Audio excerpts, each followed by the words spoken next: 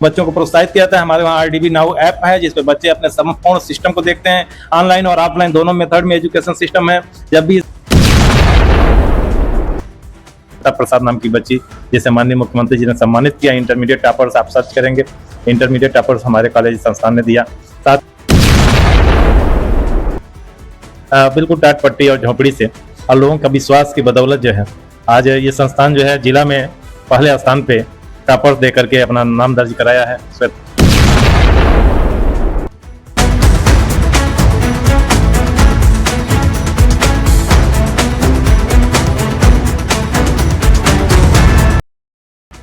नमस्कार, इस वक्त हम आरडीबी एकेडमी में चेयरमैन जो सर हैं आरडीबी एकेडमी के, उनके पास हम बैठे हुए हैं और आरडीबी का जो फीडबैक लेना चाह रहे हैं, क्योंकि आपने क्लासरूम देखा कैसे हर चीज से लैब और हर सबसे बड़ी बेटर चीज है यहाँ पे कि जो यहाँ पे ब्लैक बोर्ड जो हमारे यहाँ कहते आया गया है वो श्याम पर जो है इलेक्ट्रिक है और पूरी तरह से एलसीडी में पढ़ाने की कोशिश किया गया है और ये सारी चीजें बहुत ही बेहतर रंग में आरडीबी को ले जा रहा है। तो सर मेरा सबसे पहला यही सवाल है कि आप आरडीबी को अपने नजर में कैसे देखते हैं?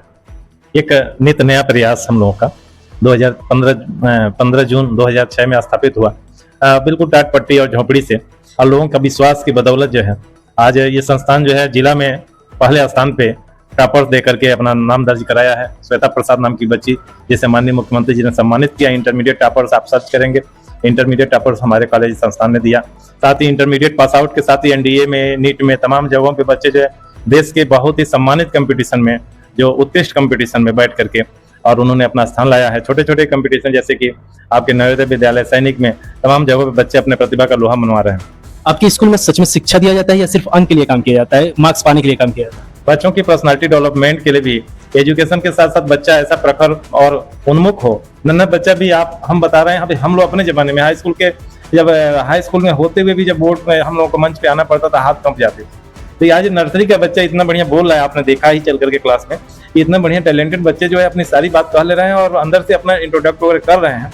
एक प्रतिभा है, कॉन्फिडेंस है, तो बच्चों के अंदर कॉन्फिडेंस का विकास हो, उनका व्यक्तित्व निखरे, पर्सनालिटी डेवलप हो, ऐसा भी एजुकेशन जो है व्यवस्था दिया जा रहा है। एजुकेशन और बिजनेस के बीच में जो लाइन है, इसको आप किस नजर से देखते हैं? एजुकेशन और बिजनेस निश्चित ही दोनों दो फैक्टर हैं, लेकिन आज जो है दोनों की सीमाएं जो है तोड़ करके एक में मिल चुकी हैं।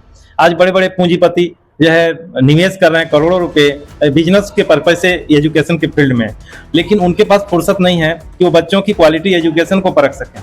उनके पास समय ही नहीं, क्योंकि उनके अनेकों बिजनेस के साथ साथ एजुकेशन को भी बिजनेस मान बैठे हैं और उनको जब भी वो आते हैं तो अकाउंटेंट का अकाउंट चेक करते हैं कि कितना पेमेंट आया। हम लोग बच्चों के साथ लगे रहते हैं, स्कूल में ही अपना आवास है, ऑल टाइम बच्चों के साथ लगे रहना है। आंखें खुलती हैं तब से और आंखें बंद होती हैं तब तक स्कूल के लिए सोचना है। सपने में भी कभी कभी स्कूल की बात आती है। क्या आप गारंटी दे सकते हैं कि आपके स्कूल में नकल या गलत प्रैक्टिस नहीं होती है? 100% हम लोग, जब शिक्षा में माफियाओं का दौर था, नकल माफियाएं जो है शिक्षा के को एकदम दूषित कर चुके थे, ऐसे में हम लोग झोंपड़ी और टाट पट्टी से शुरुआत किए, डोर टू डोर संपर्क किए, लोगों का विश्वास अर्जित किए, 70 बच्चों से स्कूल की शुरुआत किए। आज जो है 2000 प्लस में बच्चे हमारे एजुकेशन ले रहे हैं दोनों संस्थान के माध्यम से। तो निश्चित हम चाहेंगे कि यह दूषित वातावरण शिक्षा की दूर हो और इसके लिए माननीय जिला विद्यालय निरीक्षक महोदय ने सम्मानित किया था कि जितना पारदर्शी एग्जाम व्यवस्था मैनेजमेंट हम देते हैं, निश्चित ही सबसे सर्वोपरि होता है। जो फीस स्ट्रक्चर इतना महंगा क्यों होता जा रहा है और महंगा होने के साथ साथ क्या इसकी क्वालिटी बढ़ रही है या फिर वैसे ही है? देखिए, शिक्षा की जो गुणवत्ता है वो दिन पर दिन दूषित होती जा रही है, क्योंकि शिक्षा में कमर्शियल लोगों का जो है इसमें जो है घुसपैठ हुआ है और शिक्षा इसलिए महंगी हो रही है कि जो पूंजीवादी व्यक्ति है वो पूंजी लगा रहा है तो जल्द से जल्द अपनी पूंजी निकालना चाहता है और उनके पास जो है लोगों से ही काम कराने का सारे वर्क जो है उनके डिपेंडेंट लोगों पे निर्भर है, इसलिए वो शिक्षा को बहुत महंगा करते जा रहे हैं। उनकी मजबूरी भी है और उनकी सोच भी है, लेकिन जो शिक्षा में लग करके टीचर के साथ टीम वर्क से काम कर रहा है उसके खर्चे जो है अन्य जो पूंजीवादी संस्थान है उसकी अपेक्षा कम आते हैं। इसलिए हम लोग न्यूनतम शुल्क में जो है अधिक से अधिक गुणवत्ता का जो है भरोसा देते हैं और जीतते हैं। गरीब और जो टैलेंटेड बच्चे हैं उसके लिए आपके स्कूल में कैसी जगह है? गरीब बच्चों के लिए हमारे स्कूल का एक स्लोगन है कि अब प्रतिभावान बच्चों के शैक्षिक मार्गदर्शन में नहीं आएगी आर्थिक बाधा। आरडीबी एजुकेशनल ग्रुप की स्कॉलरशिप योजना के साथ हमारे वहाँ ऑनलाइन स्कॉलरशिप फॉर्म भरा गया था, ऑनलाइन उन्हें एडमिट कार्ड तक मिला था और एक दिन बच्चों को आगे एग्जाम देना था।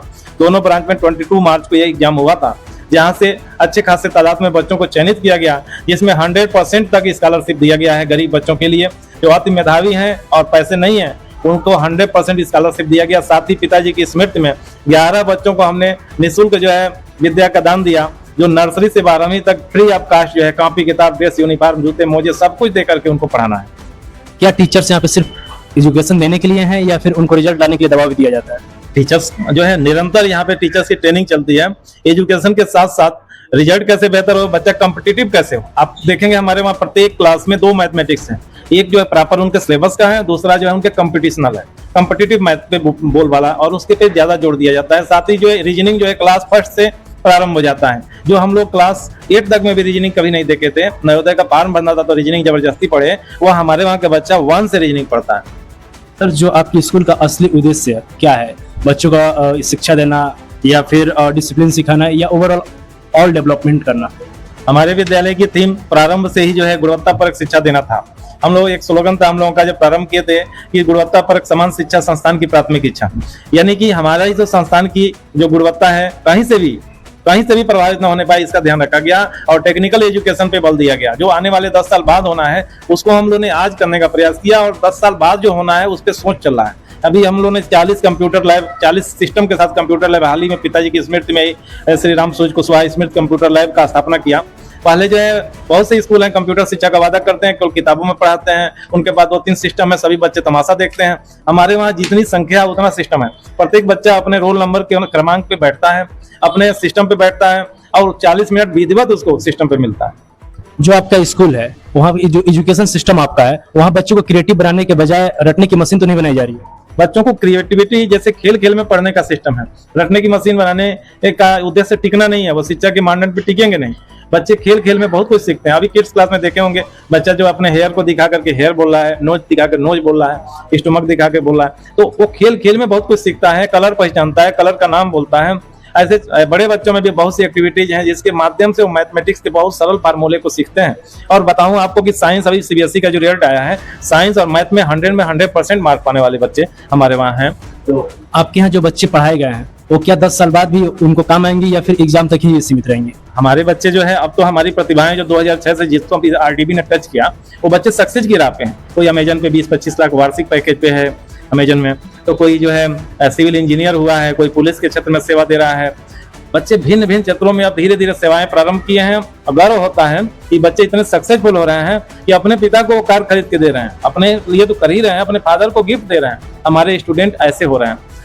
क्या आपने कभी ऐसा किसी बच्चे को सपोर्ट किया जो पढ़ाई में बहुत कमजोर हो या लेकिन किसी अदर फील्ड में बहुत टैलेंटेड हो? जी, बहुत से बच्चे हैं जिनका मैथमेटिक्स बहुत वीक है परंतु बहुत अच्छा हिंदी में स्पीच देते हैं, ड्राइंग बहुत अच्छा बनाते हैं, या उनके खेल में बहुत अच्छी रुचि है, या उनको आईटी के सेक्टर में कंप्यूटर पे बहुत अच्छा वर्क आता है। तो उनको पढ़ाई के साथ साथ उस स्किल्स को बढ़ाने का प्रयास किया जाता है। जो डिजिटल एजुकेशन के नाम पे बच्चों को कहीं मोबाइल का आदी तो नहीं बना दिया गया? निश्चित आप सही कर रहे हैं। आज बच्चे जो है मोबाइल के प्लेटफॉर्म पे तमाम जो है सोशल साइट है जिस पे बच्चे भटक रहे हैं, लेकिन हम लोगों का प्रयास रहता है कि बच्चों को जो है उससे अवेयर कराया जाए कि इसकी क्या क्या विसंगतियां हैं और क्या उसके वास्तविक जो उद्देश्य है। मोबाइल का इस्तेमाल पॉजिटिव वे में ले रहे हैं कि नेगेटिव वे में ले रहे हैं।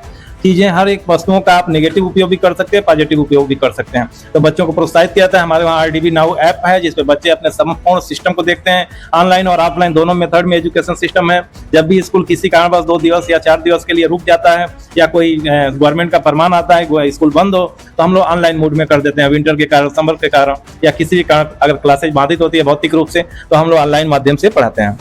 सर, जो पेरेंट्स और स्कूल के बीच में जो गैप है उसको आपने कितना करीब किया है? जी, पेरेंट्स और जो स्कूल का है वो एकल मंच है। इन दोनों लोगों का एक ही उद्देश्य है कि बच्चे को डेवलप करना। तो हम लोग पेरेंट्स मीटिंग के लिए प्रत्येक जो है पीपीटी एग्जाम के बाद पेरेंट्स मीटिंग रखते हैं। विधिवत बच्चों की कॉपियां दिखाई जाती हैं, उससे खुली वार्ता होती है।